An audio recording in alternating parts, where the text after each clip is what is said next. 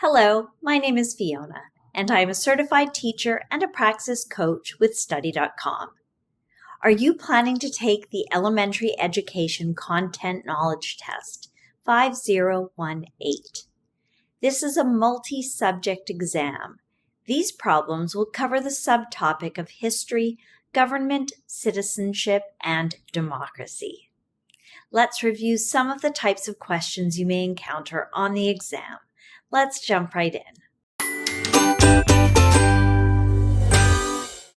Problem number 1.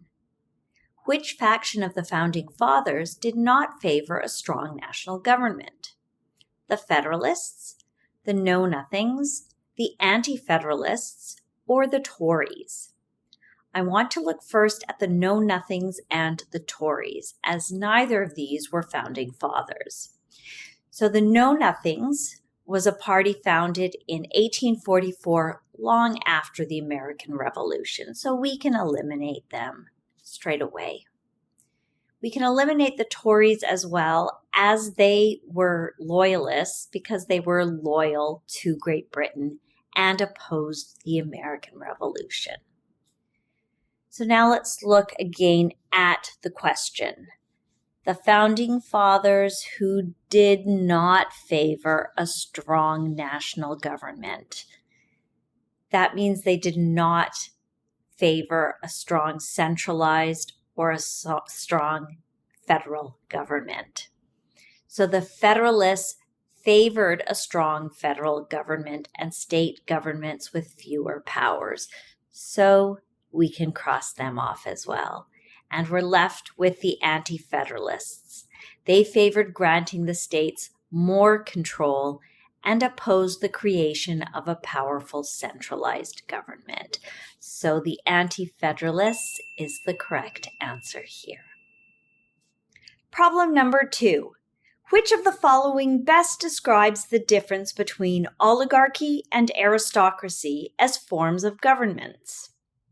Let's look at their definitions first. An oligarchy is a system where a small but very politically powerful group of wealthy people control the political system.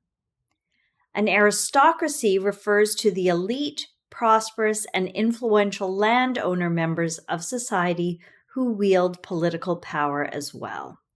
Now let's look at the answers. In an oligarchy, representatives have specific term limits, while in an aristocracy, rulers rule indefinitely. That's not part of our definition, and we can eliminate that. I'm going to skip this one and move on here. In an oligarchy, a single ruler has absolute power, while in an aristocracy, citizens elect leaders. Also not part of the definition, so we can eliminate that as well. In an oligarchy, power is seized through force, while in an aristocracy, rule descends through family lines. This may actually be the case, but it's not part of the official definition, so we can eliminate that as well. Now we're looking here. In an oligarchy, a small group of leaders rule, while in an aristocracy, power derives from land ownership. So this works very well with our definitions and is the correct answer. Problem number 3. Which of the following 4 freedoms were discussed in Franklin Delano Roosevelt's 4 Freedoms speech? When America entered the Second World War, President Roosevelt gave an inspirational speech about the following 4 freedoms: freedom of speech, freedom of worship, freedom from want, freedom from fear.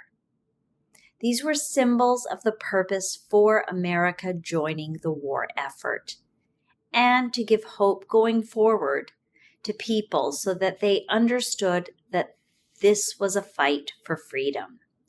FDR also explained that he wanted to spread these American ideals around the world. So let's look at the answers. Freedom of the press, religion, assembly, and free will. Yes, religion, but the rest are not correct, so we can eliminate that. freedoms of speech, arms, trial, and representation, not included, so we can eliminate that one as well. Freedoms from nationalism, racism, anger, and equality, not included, so eliminated. Finally, we have freedoms of speech and religion, check and check, and freedoms from want and fear, yes and yes there. So this is the correct answer. Problem number 4. Which of the following best defines citizenship? Let's first find out what citizenship means. Citizenship is a legal status. It's a relationship between a person and a country or nation, which grants legal rights along with the expectation of fulfilling certain duties. So let's review the answers. It is a claim that people living within the borders of a specific nation can make. People can live in a country that they do not hold citizenship with, so we can eliminate that. I'm skipping this one and we're going to move here. It is the belief that only people born on the soil can be protected by the laws of a nation. There are other ways than just being born to acquire citizenship, so this is not the correct answer.